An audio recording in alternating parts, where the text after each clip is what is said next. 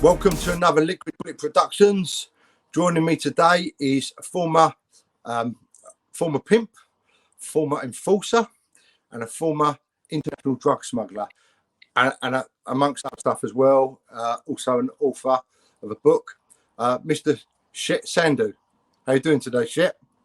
I'm okay, brother. Thank you for having me on your show. Yeah. Okay. All Cheers. right, welcome. Thanks for coming. Appreciated. Yes.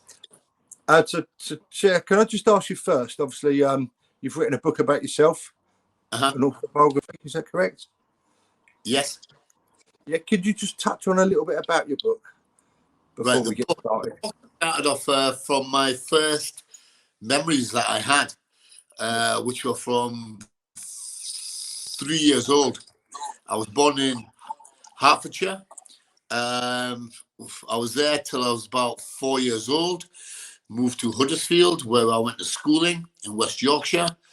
Went to schooling there till I was 15. And then from 15, moved up to Newcastle area. So just moved up the country, because property prices were cheaper up our end. And my old man, he wanted a shop, he wanted to make some money, he wanted me as a staff member, blah, blah, blah. So it was all part and parcel of the game back in the 80s, 70s and 80s. Children there were just looked at as if extra member of staff, We weren't really allowed to carry our dreams out, how they do now, you're all allowed to do this, you're allowed to do that. Back then, you get told what to do, you get told, right, this is what you're going to do, you're going to help in the family, you're working, you're washing cars, you're going to wash dishes, serve on the till, stack shelves. So you're sort of earning your keep at a young age, basically. Well, yes, that's how it all starts off, and that's how it all started off in the beginning. So I moved up the country. It wasn't easy, not from the beginning. My schooling, my younger years, there's not hardly any good memories I have of any of it, It was all a bit hard graft, What was that because of, shit? Like other children sort of playing up with you, or what sort of things was it, or family, or a stutter I had, a stutter. I could hardly talk. I couldn't speak English till I was like 4. Because I was brought up in a house, we were Sikhs. Punjabi was the only language we were spoke. I never went to no nursery, never went to any of that. That was all a bypass. So I was just thrown into some second-hand clothing, stutter, small for my age. I never used to eat then, so it was all a bit of a fucking hard work. It must have been hard trying to communicate when you went to school with the other kids and that. It's like it's very difficult to communicate with anybody.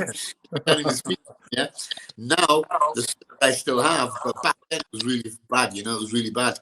But confidence, like I meet guys now, the stutters they have now, and they're in their 30s, 40s even. And I say, listen, get over this, it's confidence. That's what it's all about, confidence, having belief in yourself, and fuck everybody else, fuck what they think about you when you speak like that. Doesn't matter. But they still have this stutter, and I'm thinking, you can stop this, if you do it, if you can do it, But confidence, they say to me, I don't know if I've got it. I don't know if I can do it. People take the piss. People do that. But that was more what my life was. People took the piss, took the piss. When we moved up to the north of England, people just took the piss. That was on the next level. And I think that was the turning point, what made me into what I am. I was drove into that. By the racist abuse, the shit that we used to get, and I wasn't able to do anything. I had no mates. I had nothing. I was on lockdown. I used to have to clean the house, wash all the dishes, cook for my dad, and work in the shop 7 days a week. I wasn't allowed out from 15 till 21. So this was the life I had. So if you keep a dog chained up for that long, and it's going to get abused for that many years, and that dog goes. It's going to fight back. It's going to fight back. It's going to go a bit stupid, isn't it? Which I did. I don't go a bit. Yes, I did go a bit stupid. Yeah, I went a bit over the level. I should have thought a little bit more about what I was doing, how I did things, but it didn't really comprehend to me, you know, because it was like a state of just being locked up all the time, boom, and then being let free, and then I just went fucking mental. Yeah. Yeah. So what sort of age was that turnaround? Sort of between 18 and 20, did you say? 21, 22. 21. 21. How did that change occur? Was it like your mindset changed, or you just sort of retaliated, or? Yeah, my mindset changed because I got in contact with normal people, not just the racist people that just used to come into our shop, which was a council estate shop. There was a rough area. A lot of the customers were good, but there's about 40% bad, you know, 60% good, 40% bad. And it was one of them. And this is what drove me to what I was doing. And that's when I started to train, started to do this. And I took revenge on all them as well, you know. Shoplifters, this and that. I was violent towards them all. I used to take them back, right. For instance, this is when I was about 20, 23, 24. I was working the doors at the same time in the night time, yeah? But I was working at my mum and dad's shop as well. The shop was still rolling. And shoplifters used to come in. If I caught them stealing, I would give them a choice, yeah? I would say, right, listen, I'm either going to call the police, get you nicked, or you go in the back with me, fight me and my Akita. Because and the dog. I had an Akita, an American Akita. He was badass cougar. He was a motherfucker. And it was 50-50. Some of them would say, let's just go in the back. I went, go on, let's go. And as soon as I started on the person, the dog would just launch itself at them. But then I had to pull the dog off, yeah, because I did. And then they would say, right, okay, fair dues. Fair dues. You never got me nicked. I didn't go. I didn't spend the night in the cells. It was only like 20 minutes of torture. but I'm happy with that, yeah. 20 minutes of torture. Yeah, it was all right. So did you also get a little bit of revenge on the sort of the school bullies that you still come against, or was that sort of moved on from them? No, not the school ones, you know, because I left school then. Yeah, you moved on from then. West Yorkshire, yeah. I left school 15. I'd never had chance to get anything on them, yeah, because I moved to a different area. But back then, it was a different world back then, yeah. Where we were living then, Huddersfield, the school bullies there were like mainly black. They were like, had a stronghold on the area in the schools, and they used to like take money off all the kids. Dinner money, you get sent, you know, by your mum and dad, and then you pay your dinner by cash back then, yeah, okay? You had 50 pence, I think, to pay for the week or something, and they would take that off, and then you don't get fed for a week, you know? But this was like mainly all the black kids who did this. It happened to me a few times, but then I got to know some other lads there, black lads, and then they stuck up for me and they said, listen, you leave him alone. So, yeah, you know, one of them, yeah, you go through the process. It's just a process, isn't it? Yeah. So when did you start sort of going into sort of the crime sort of side of stuff? What age did that sort of take its toll? Right. The crime happened when I was doorman years. When I was working on the doors, there was a demand for steroids, for Valium, for pills, for this, for that. And I just had the mindset, okay, I know where to get it from, and I can supply a demand. The demand was huge, massive in Scotland, in Newcastle, in Liverpool, Manchester. I sold all over. You're selling it all around the country, really? All over, yeah, in huge amounts, yeah, in huge amounts. Once I was at my peak, and then it all came down to me. Yeah, but that take a while to build itself up, you know. But that's the operation I had rolling because I was bringing in the best quality steroids and Valium that was on the market. It wasn't homemade. It wasn't bullshit. It wasn't made no backstreet fucking place. This and that. It was proper, chemically made, tested, proven, and you're not going to get ill off my gear. And people liked off it, you know, because I'm not selling shit. So this is how this is a roll. Where would you actually bring that in from? Karachi. Karachi, yeah. Karachi. This is back in the 90s. Can I just ask as well, so how was you smuggling it through? In a case or on your or? Straight suitcases. I used to mules with me, 2 or 3 mules. I would carry a case, they would carry cases. We could take 250,000 pills easy, 60,000 ampules. I could make 60 grand a trip. Back in the 90s, 60 grand's a lot of money, you know. To me. Yeah, but back in the 90s, I bought houses for 19 grand. So this is like the extent, yeah. 3 houses worth, boom, one trip. So, and you ain't still got any jobs going, have you? Listen, bro, I have the knowledge, and my contacts are still in Pakistan. They contact me still. Yes, they say we know a new way of doing it. They said to me, but they say, we have a new way of doing it, and we can do a £250,000 hit at a time. £250,000 hit at a time. But it's Class C in England. It's Class C, you know. Yeah. Maximum 2 years. But in Spain, that's where. That all it is, 2 years. Yeah, 2 years maximum. It's nothing. For £250,000, I'd do that all day long. Yeah. Detox. I just lay on my bed for fucking, you know, I just what's fucking Emmerdale and all that bullshit. That's it.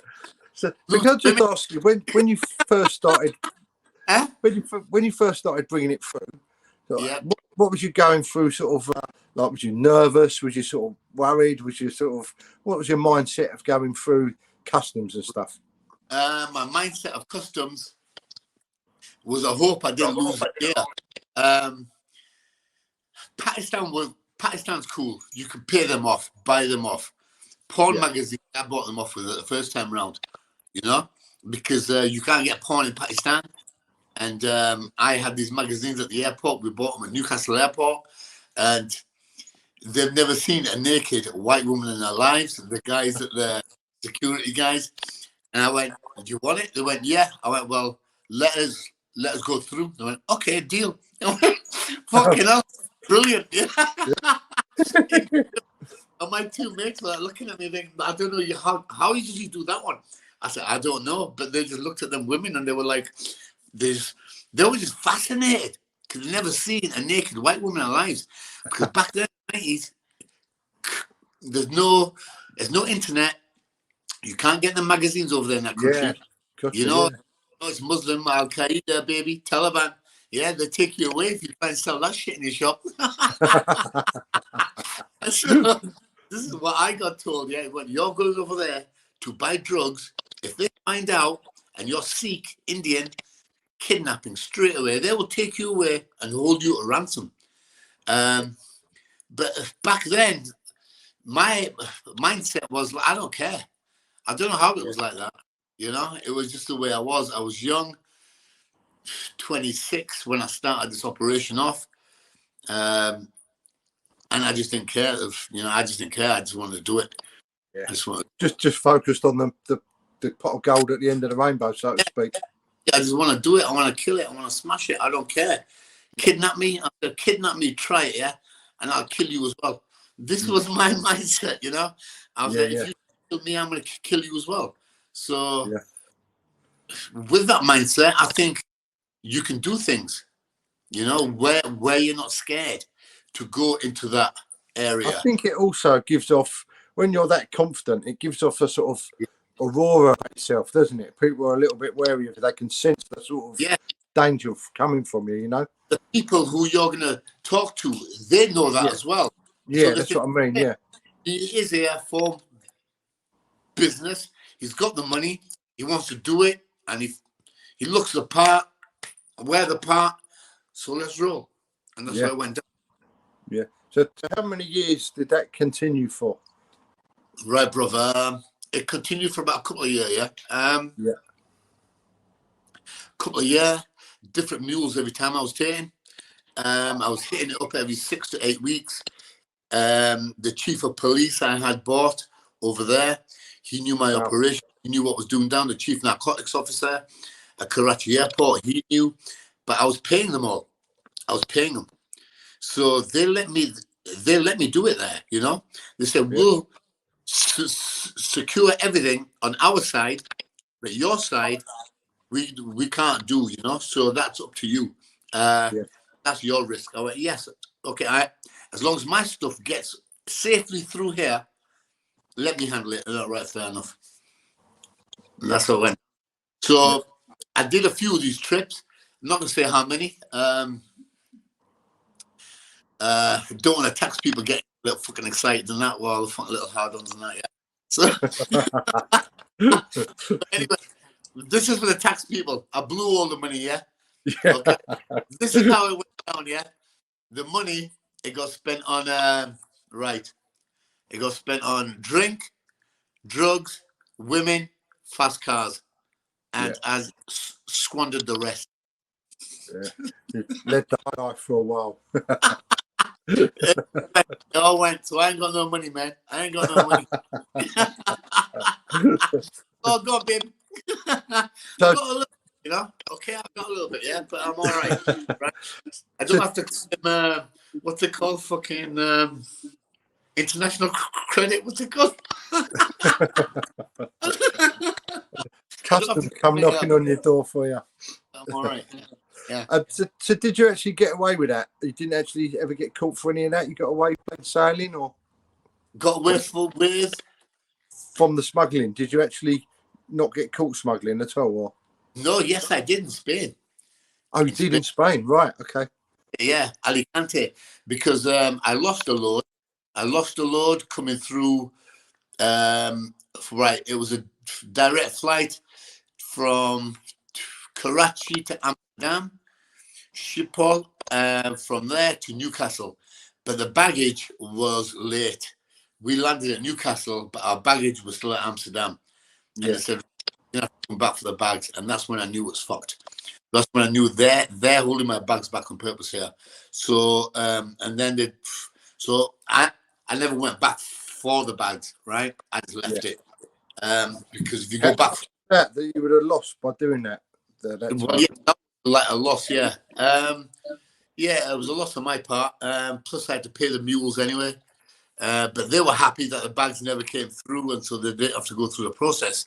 So for them, it'll do for them. So for me, after that, I had to change my route. So I thought I'd go through Newcastle to Spain, from Spain to Karachi to Spain, and then from Spain, Eurotunnel. I was going to get not a flight, because my flights, they were on my flights from anywhere I was going into England. So I thought I'm just going to get a train through.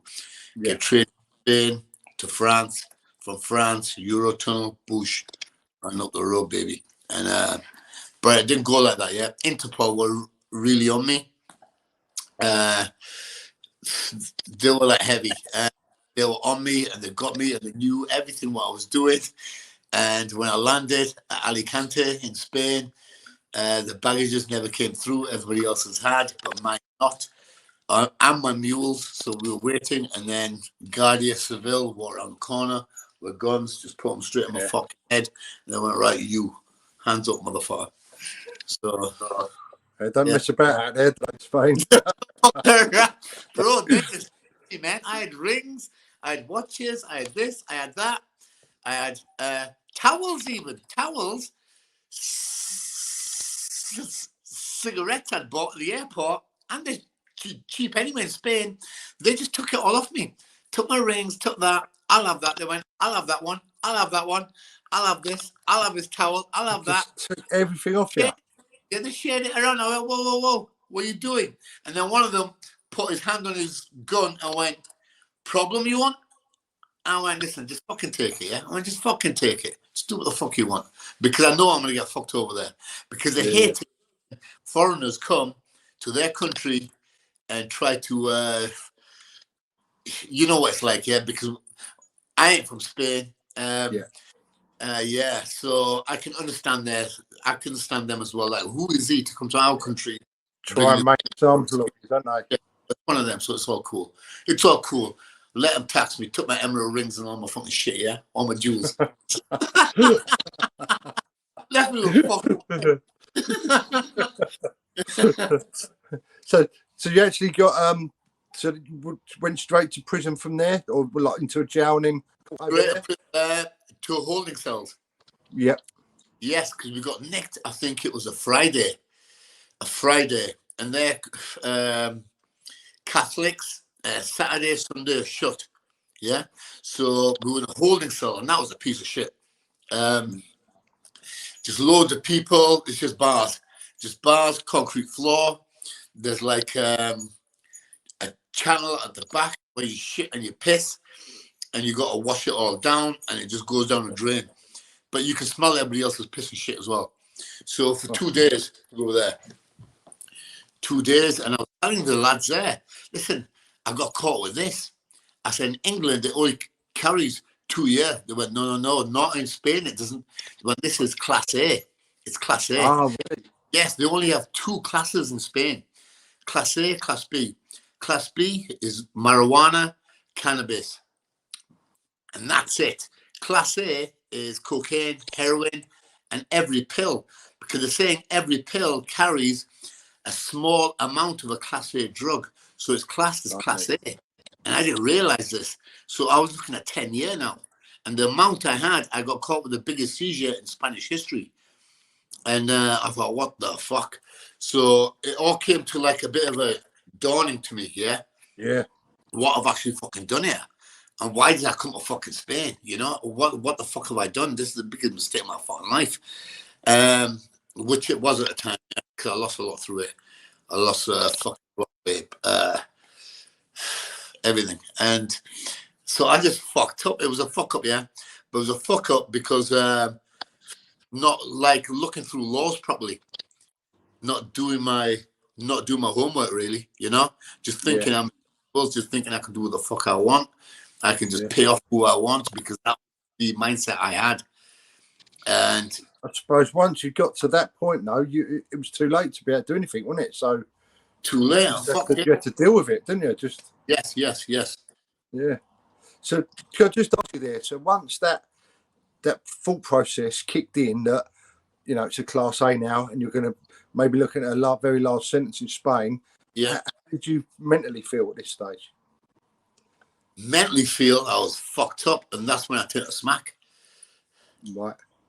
Yes, Cat A, this stuck me in because they thought I had money. They thought I had like houses there, cars or yachts, blah, blah, blah. They wanted to take it off me. So they put me in top security, which is what they normally do if they think that you've got money. And there's only 40 heads there. A third of them got AIDS. They're all doing massive sentences. Huge, 30 years, 40 years. There's one guy doing 148 years. Yeah. I thought you ain't going to live 140 years, brother. Yeah, you ain't going to see the end of that sentence, is he? He just used to laugh about it. He used to laugh about his sentence. He went, this is what they're giving me. And how I felt then, I was like, I knew I was fucked, man. I was fucked. And it was the worst feeling in the world, yeah, really. Tell you the truth. I didn't know what was going on. I couldn't speak a language. I didn't know where I was. I didn't know what I was doing. They just took all my money off me, took everything off me. Divorce papers came through of my first wife. She just wanted rid because I was in the newspapers over here on the front pages of the Chronicle, everywhere, the Sun. Because the mules, they were saying that they didn't know anything about it.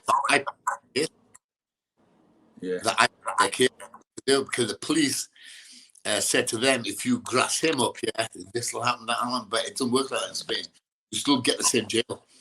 So, Good. but this was a different story. So it was all in the papers. It was all in this. It was in the fucking news in Spain, the telly. They all knew what biggest seizure in Spanish history. So I was big time over there then. So they wanted all this money off me, and I knew I was here for a long haul. So I was on. So I did take a smack, right? I just wanted to escape for like a little time of my life. Numb the pain, I suppose. Numb the what you're going through. Yeah, it was all harsh, man.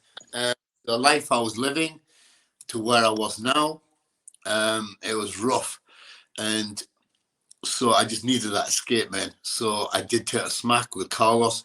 He was smoking it. He was there for fucking murder, doing 30 odd year. He introduced me to it, but I was only on it for a little bit. And the year 2000, 1999, millennium year, the turn. Yeah. This is what I thought, yeah. I never thought I would be where I am now at this year. I thought I'd be some fucking yacht in Monaco, big licks, giving it big party styles. But look at me, I'm a smackhead. I went down from 16 and a half stone to 12 and a half stone. Blimey. In 3 months. Diet and a half, baby. If somebody wants to lose weight, yeah. Yeah, it's a lot to lose. You probably don't take all the nutrients and all the good stuff out of your body as well, don't it? Yeah, it's fucked up, man. But I kicked it on that day because I didn't want to end up like all the rest of them in there. Because seem like they're all doing massive sentences, they're all on smack, they got AIDS, they're just fucking stabbing each other, killing each other because there's no drugs on the fucking wing at the present time. So I had to get my mindset into training, and that's what I did there, you know. So I just trained. Yeah. And was there any sort of other guys from England in there as well? Was it all just only one guy once, right? Brian Carrington, he's called. His son I work with now, but Brian, the father, he's doing now another sentence, 16 year for 160 kilo of cocaine from Venezuela. He's heavy, yeah. But I met him. He was on transition to another jail. He was high roller, big player. You know, he's like, yeah, when he's bringing in fucking hundreds of kilos of cocaine from Venezuela and stuff like that, you're a big hitter. So this is what he was doing. I met him there. He was only one there. He was only there for 2 or 3 days. But through him, I met his son, who I work with now. And his son, shout out to Brian, young Brian, yeah? You and me, boom, close now, yeah? But it's through his dad, yeah? His dad, I think he's doing another stretch now in Spain. He's 60 odd. He's doing another big one. They don't know when to stop. This is the thing, you know. You've made millions. You're in your 60s. Why do you still need to bring over 160 kilo cocaine for? Yeah. I suppose you get used to that lifestyle, though, don't you? And yes, and I know. I suppose you start thinking you're getting away with it for so long that you're not going to get caught. I suppose, I know, but he's a bird as well. I know, but his dad has done bird. Yeah, he used to bring in hash, Morocco, Algeria, Colombia, Peru. He's got links all over, international. He's heavy, big time. Curtis Warren, have you heard of him? Curtis, yeah. Okay, they used to both work together. So that shows you. But okay, the father did turn grass on him, right? He did turn grass on him, right? So that's why the son and the father do not speak. But I met his son anyway through other links. Gotcha. But that's another story, yeah. Okay. So how long was how long did you actually serve in there in Spain? In Spain, it was nearly 3 years. I got 4.5. The deal was this: 10 years. They said they went, if you take this to court, you're not going to get not guilty. Yeah. And they went, if you take this to court, 10 years. But if you make a deal, we'll give you 9 years. Well, 9 years. And out of that, I have to say 6, right? Oh, fuck, 6 fucking years. But then, by then, yeah, I got talking to the top heads in there. Now I do a bit of Spanish. I was on remand for 2 years anyway. right? So now I can speak a bit of Spanish, and I got taught in the top heads. They went, you need to hook yourself up with a bent lawyer. When the one you've got is fucking bollocks, I said, yeah. They went, you need this one. Antonio, he's called, yeah. He knows judges, he's like linked. He's linked. And he will get you a lesser sentence, but you got to give him a bung. The judge will want a bung. So I'm right, okay, what's the fucking deal? And the deal was this, it wasn't that expensive. I was expecting a lot more. The deal was this, yeah. The judge gets $6,000. Antonio wanted 3. So $9,000 to get me 4.5, half of it. So I went, okay, I'll go for that all day long. So I paid Antonio and went to court. The judge goes, okay, it's this, it's that, it's that. I don't know how we've got 4.5 years yet, because it's like $250,000. That's it. It was the biggest siege in Spanish history, but I got 4.5 because I paid them. But they take these bribes all day long, because how it works over there in Spain, they don't get paid. The judges, the police, the barristers, the screws, they don't get paid well, okay? They have to subsidize their wages, but they do this by taking bribes and bringing in drugs, bringing in phones to jails, bringing in knives, bringing in what they fucking can, so they get paid. Yes, it's just how it goes, isn't it? Yeah. So did they, once you finished your sentence, did they send you straight back to England, or was you left out there in Spain? Antonio, he was up cool, okay? I got expulsion. I wasn't expecting to leave until about 2 months. And then my papers came through and they said, right, Sandhu, the screw went. I went, yeah, go on. He goes, your papers are here. You're free. He went, go and pack your stuff. I went, what? And he goes, here they are. I went, really? So I was like fucking excited. I went and got my fucking stuff, yeah, because I got expulsion. Expulsion means I can't enter Spain for 10 years. I went, right, okay, okay, I don't want to come back here again anyway. Okay, 10 years is fine for me, man. And so I can't come back to Spain, and so I got sent home early, because at the end of the day, I'm an expense on their system. You get me? Yeah. So they want to send me fucking back. So Gatwick, we got fucking sent there, bam, handcuffed. The marshals had to, 2 armed marshals had to take me back on the plane to Gatwick. They had to clear the last 12 seats off the plane, the back of the plane. Some people had to miss their flight just so I could go back. So they put me on the back of the plane, handcuffed, and they were sat next to me with guns until I got Gatwick. And I was only there in my shorts and my vest, yeah, because I gave all my clothes away because I was that excited because I was leaving. The gypsies and all that was saying, oh, Indio. That's what they call me there in Spanish. That means Indian in Spanish. They go, Indio. Give me the clothes, man. So I gave all my fucking clothes away. I gave everything away. But I did put some hash and some money up my ass. Yeah. Because that's what you got to do, yeah. The pocket, you know, it's an extra pocket, so I stuck that on my ass. So I had to because I knew that's all I've got here. So I stuck that on my ass. I went, okay, let's go. 2 our marshals, Gatwick. They phoned the police at England, Gatwick.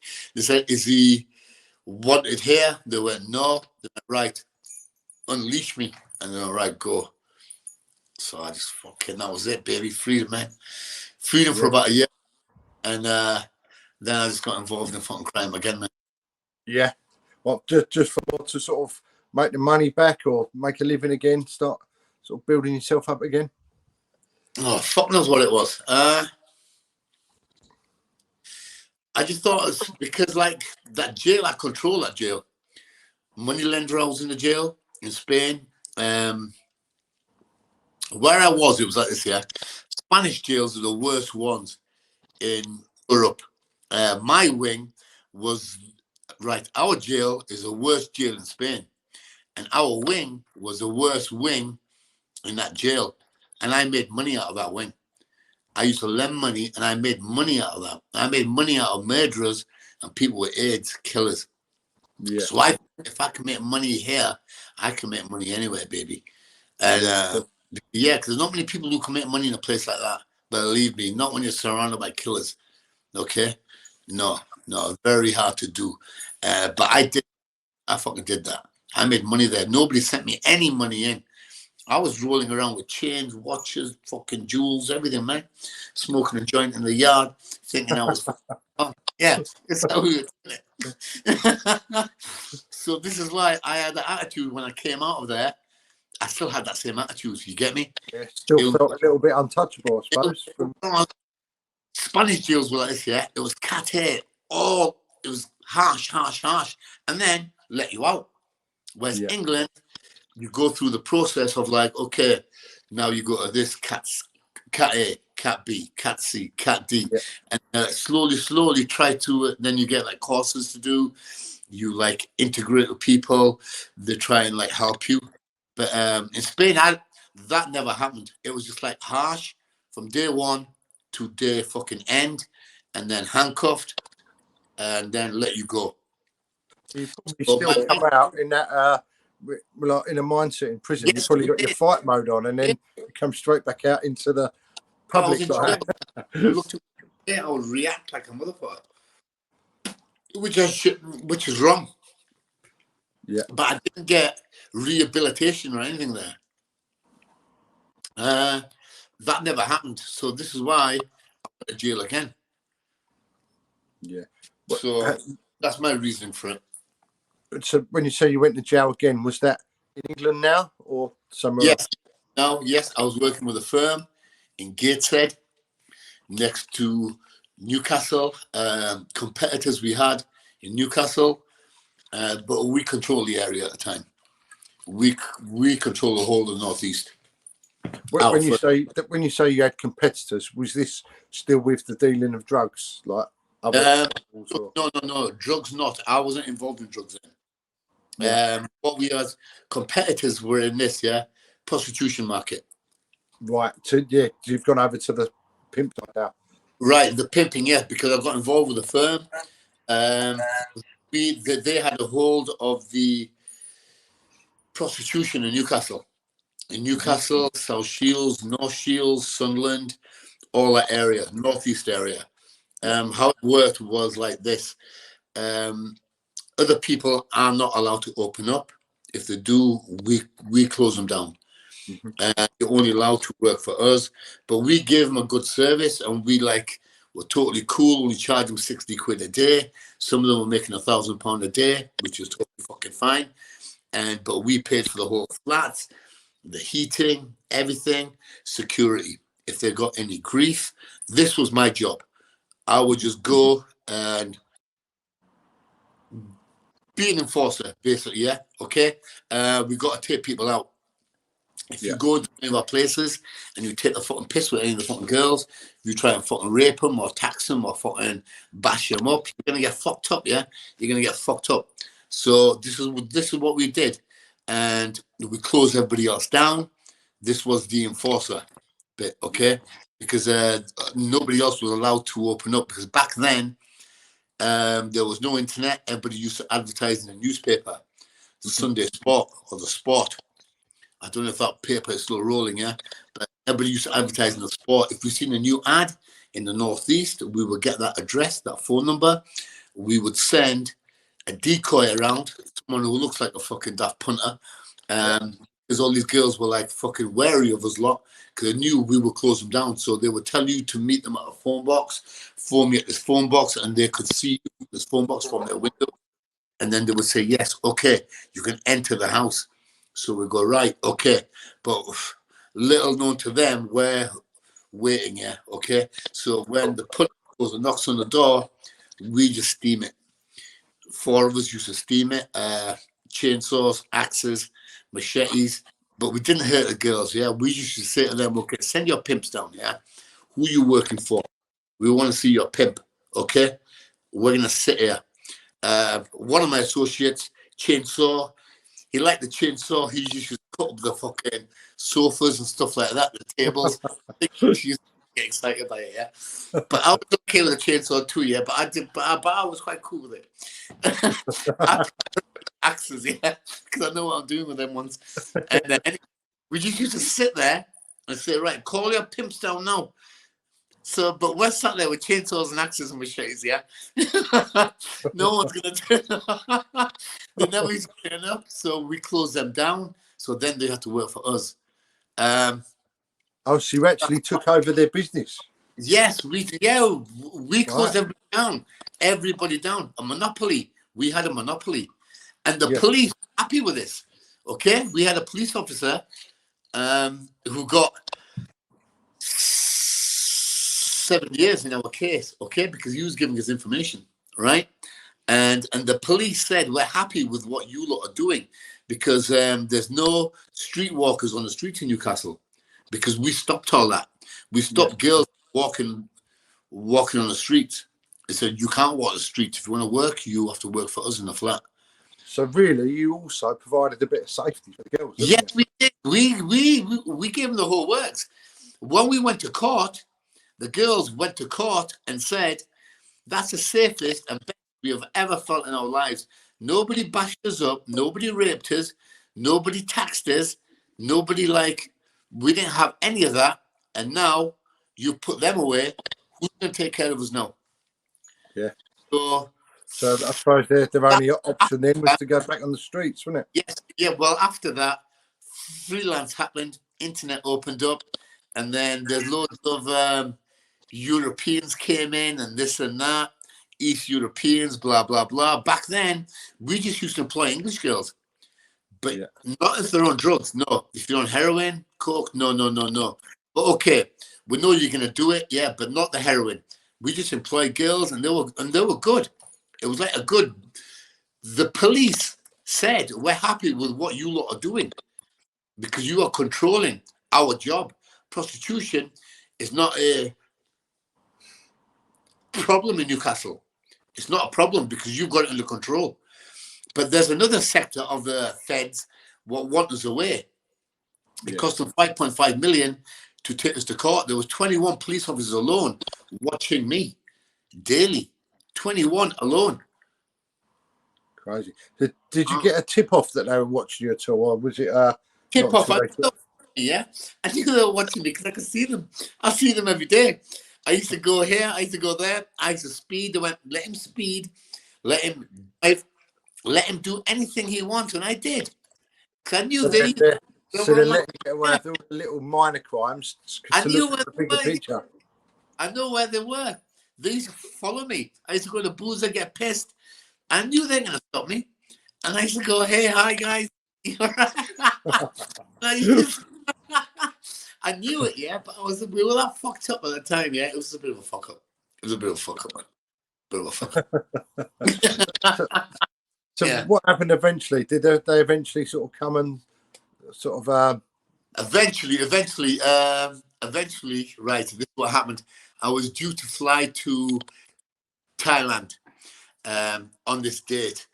I was with this girlfriend I had, Gateshead. I used to stay at her house, and I was there, and the police did a dawn raid, kicked her door down, came in with guns, arrested me, searched the whole house. She had a hard time as well, which was unnecessary as well.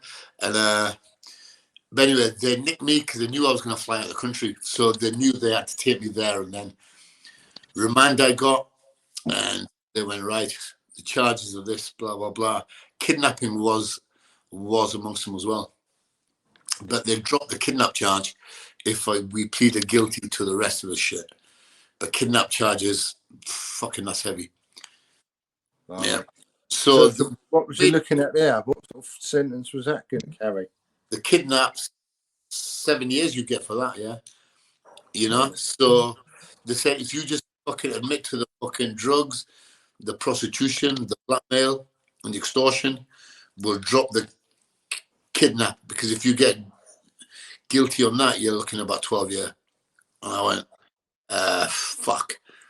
Just fucking, okay. So we made a fucking deal.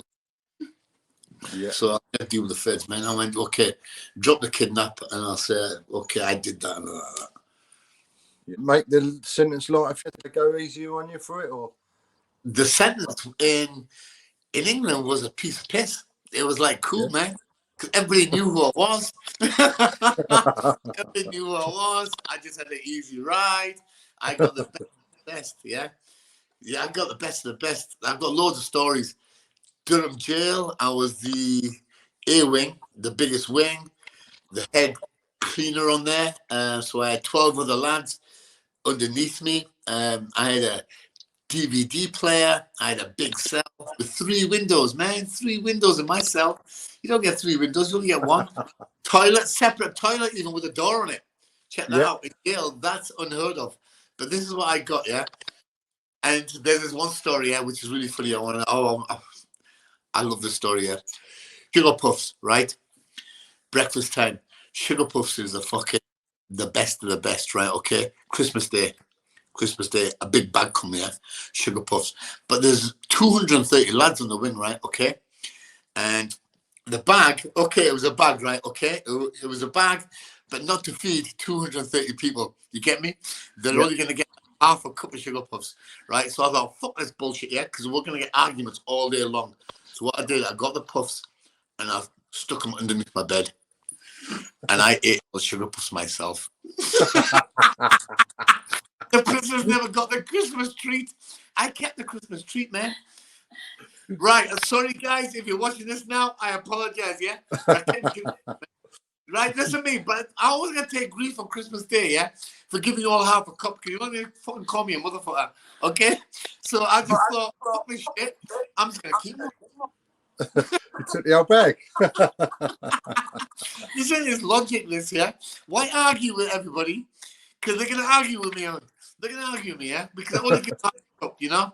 The paedophile come will only get 2 or 3 of them, yeah? Because this is how we serve out the food. I used to be a head fucking chef. I'm not chef, but in charge of the fucking scran. Right. The paedophiles on the 5s used to come down first. Right. The chips, right? They only give you a certain amount of chips as well. It's like the Sugar Puffs. You're only allowed to give them like a little portion of chips, right? And it's so hard, yeah, because the other lads are doing it and they get intimidated by the other lads coming in and they're giving them more. And then when it comes to the end, the last 30 or 40 prisoners, there's no fucking chips. And they're going to wear the chips, man, right? Because these other cunts have been giving them fucking out because they're scared of the prisoners. I went, it's me. I went, you can't do the chips, yeah? I went, there's only one man for the chips and that's fucking me. So I started doing the chips. And went, this is how I did the chips, right? You only get that much here to share out between people. Pedophiles used to come down. 4 or 5. There you go. All the 5s, I just give them. They used to look at me, yeah. Oh, what? And anyway, they used to go, okay, walk on. And then they used to look at the screw as if the screw's going to say something to me. To say, listen, you need to give them more. But the screw were cool with me, yeah. They said, fuck all. Anyway, and then the lads come down, my lads, who I know, you get extra, yeah, you get extra chips. They used to go, boom, yeah, nice one, yeah, boom, boom, boom. But the normal lads just get what you want. And in the end, we had loads in the end, yeah, for all of us lot, you know, and because you got to rationalize it. You got to like, they're in for the bad shit, you got to treat them like bad shit, you know? Yeah, do that, man. Yeah. So did you come across any, when you was in the prison in England, did you come across any of these sort of well-known names that are in the system? Right, well-known names, yes. Paul Massey. Yeah. Have you heard of Paul, yeah? Yeah. Yeah, Paul's big time, baby. Me and him were best mates inside. I used to stick all his bets on for him. Man United fan, Salford through and through. Because he could use the phone, but I was the head cleaner. So he used to go, Chet, will you stick this bet on for me? Will you put this bet on for me? Will you do this? Will you do that? Oh, yeah. But one time was this. Newcastle were playing Man United, right? He said, put £100 on for me, yeah? On Man United win, right? Do you know what? I didn't want to do it. Because I'm Newcastle supporter, right? I went, no, right, okay. And do you know what? Newcastle won, right? Newcastle won. And I said to Paul, listen, Paul, I saved you 100 quid. And he went, no, you're a fucking cunt, yeah? I told you to put that fucking money on. And he put it on me, even though he would have lost the money, but he went off it on me. He went, no, you only fucking did that, yeah? You're fucking Newcastle. He's ruthless in mind. Even though I saved him money, he had to go with me for it. Oh, fucking no. I thought I would have got a thank you, but no. You don't get a thank you of him. No thank you for that one, baby. It might have been even more fed up if they'd won and you didn't put his bet on. Oh, imagine that one. He would have got me shot.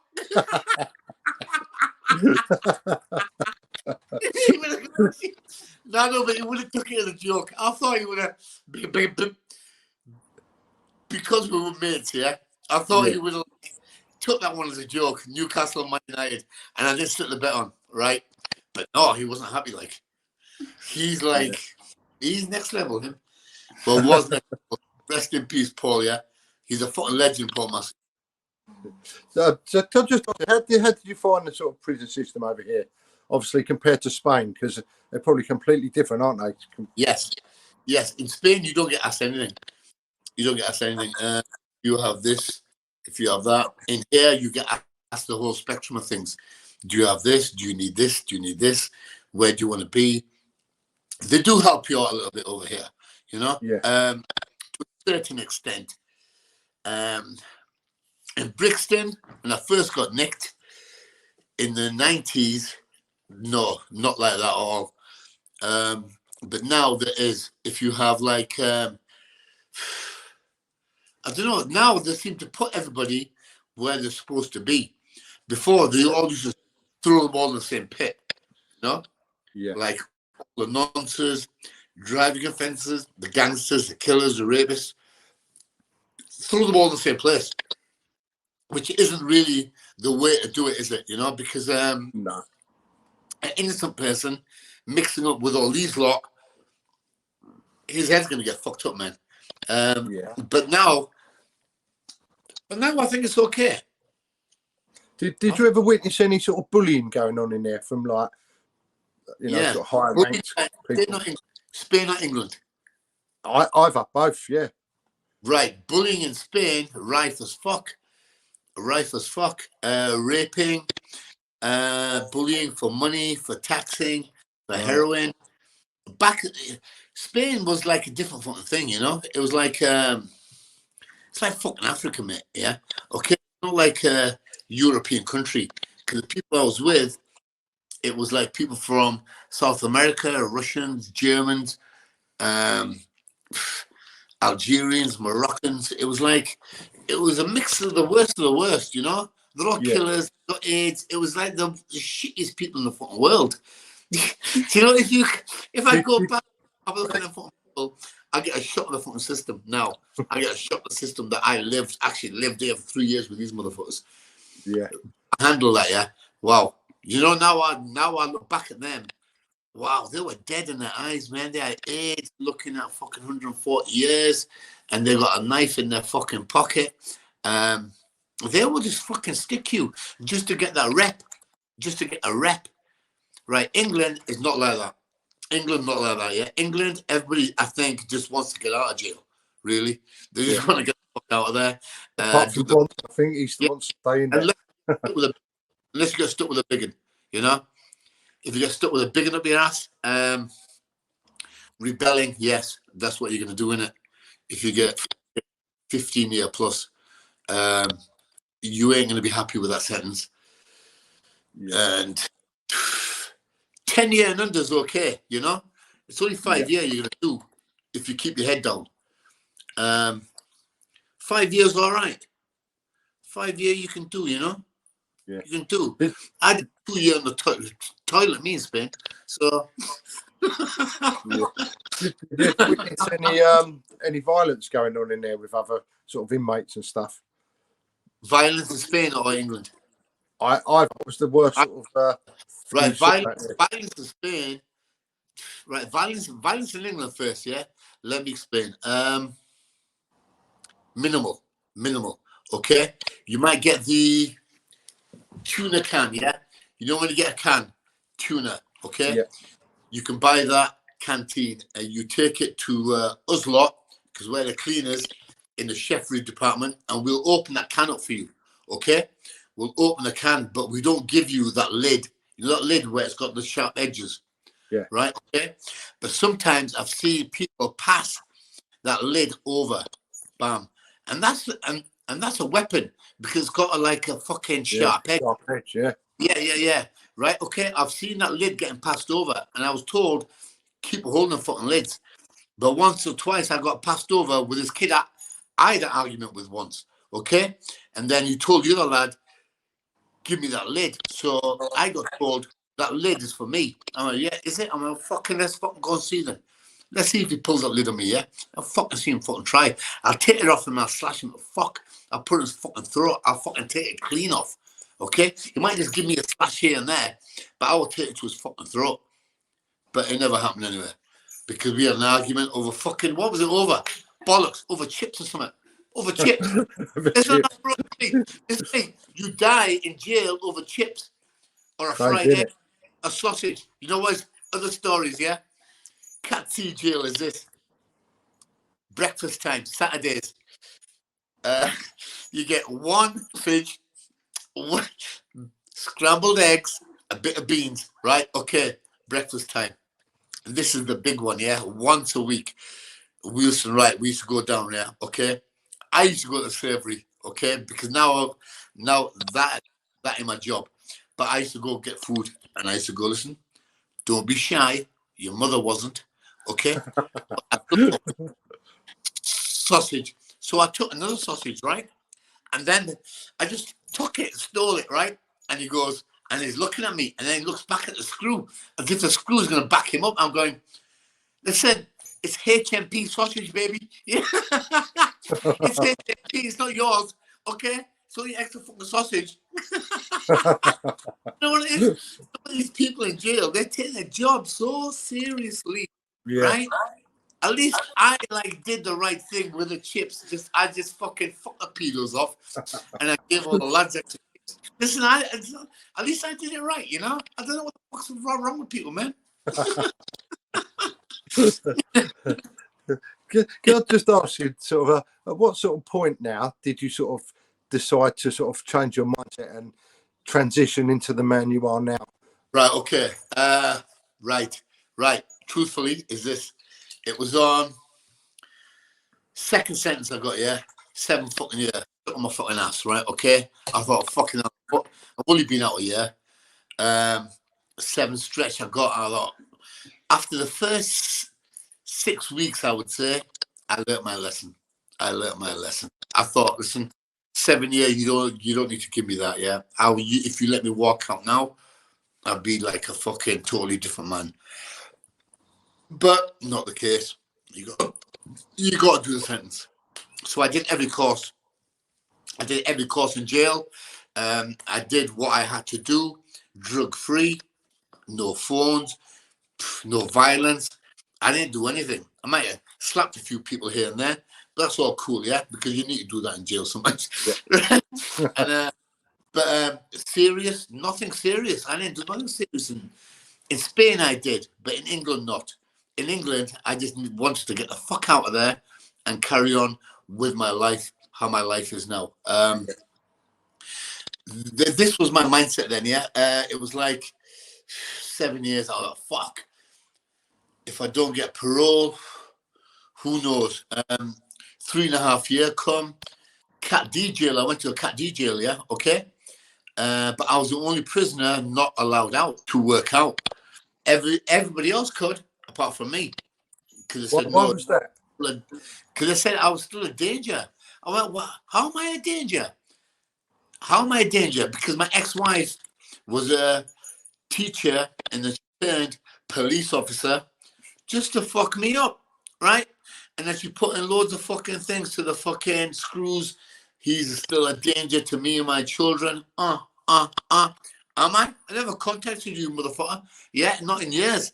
So how am I a danger? I ain't a danger. But I was the only one not allowed to work out. The police said, no, he can't work out. He's not allowed out.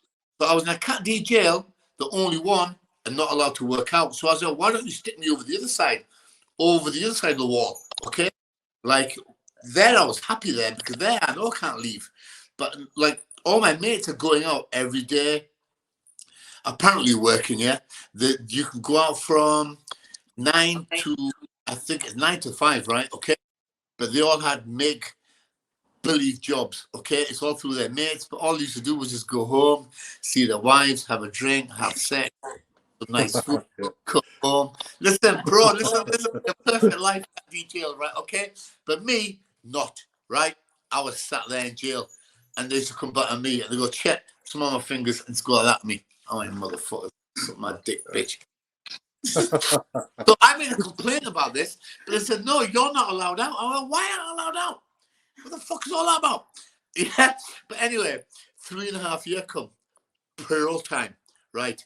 Up for parole. Did my speech. I said, listen, I've been a good boy. I've done nothing fucking wrong. The guy was going, right, you're a bounder. You're a fucking this pimp, drug dealer. You have done every crime under the sun. So they went, right, okay. So then it took another 6 months parole to come through. So I did 4 years out of that. But my parole came through and I was so happy, yeah. And then after that, I vowed never to go back to that shithole. Never go back to that shithole. It's a horrible life. It's a horrible life for everybody that you put everybody through as well. You know, my mum, family, people around you. It's not just you that does the sentence. You know, it's the whole spectrum of people around you. Yeah, they all suffer, don't they? They all suffer, man. Yeah. Some of them suffer more than fucking I do, you know? Because I know I can do the jail. I can handle the jail. But my mum couldn't. Yeah. Yeah. Just ask you, if you hadn't gone down the path you had in your life with the crime in the prison, as a kid, did you ever have a dream of something you wanted to be? Yes, if that hadn't have happened. An artist, yeah. Artist. What, sorry? I paint. Artist, Yeah. Artist, wow. I wanted to go art college. Yeah. I wanted to be a graphic designer. That was my dream. This was what I initially wanted. And art college, my old man said, where the fuck is art going to get you, yeah? He went, I'll fucking I'll stick you behind the fucking till, okay? Make some fucking money. This is how it was back then, yeah? Okay. Yeah, this is how it was, but you know, now, if you say that to a child, you know you get nicked. But back then, this was the normality, you know? You're just a staff member. You're just a staff member, man. You're here to work. I'm just saying it's a bit sad, yeah, because back then a lot of us didn't get the opportunities. Yeah. Like now everybody gets so many opportunities, yeah. I think it's amazing. These opportunities, they were not available to us back then, man. No. We didn't get this shit, you know. Now you can be what you want. You can do what you want. You can speak how you want. You can anything you want. Back then, if we open our mouths, we used to get slapped.